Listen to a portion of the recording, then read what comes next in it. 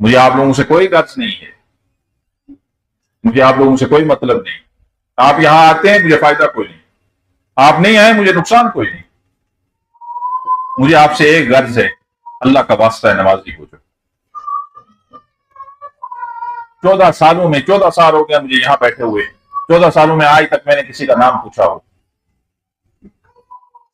کوئی کہاں سے آیا ہے یہ تو مجھے مطلب ہی نہیں ہے نا، اس سے میں کسی کا نام بھی پوچھتا نہیں ہوں، مجھے غرض نہیں ہے، مجھے صرف ایک مطلب ہے، اللہ کا واسطہ ہے نمازی ہو جو۔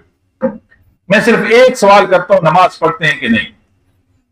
وہ اس لیے کہ جو شخص نماز نہیں پڑھتا وہ کافر ہے،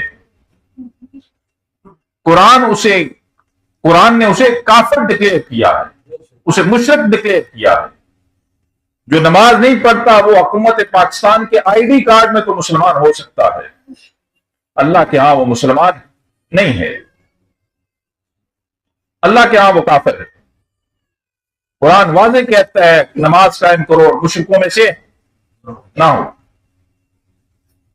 قرآن نے جو نماز نہیں پڑھتا قرآن نے اسے مسلمان ہی نہیں ڈکلیئر کیا۔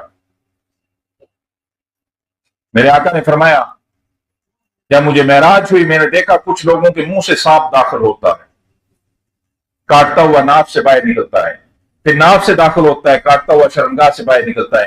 میں نے پوچھا جبریل یہ کون ہے جنہیں اتنا سخت عذاب ہو رہا ہے؟ فرمایا یا رسول اللہ آپ کا وہ امتی ہے جو دنیا میں نماز نہیں پڑھتا تھا۔ جو شخص نماز نہیں پڑھتا اس کا حشر قیامت کے دن، حشر کے دن فرعون، نمرود، حمان، ابو جہل، ابو لہب کے ساتھ ہوگا، اور اس کے ماتھے پہ 3 ستریں تحریر ہوں گی، یہ کافر ہے، یہ اللہ اور اس کے رسول کا نافرمان ہے، یہ جہنمی ہے۔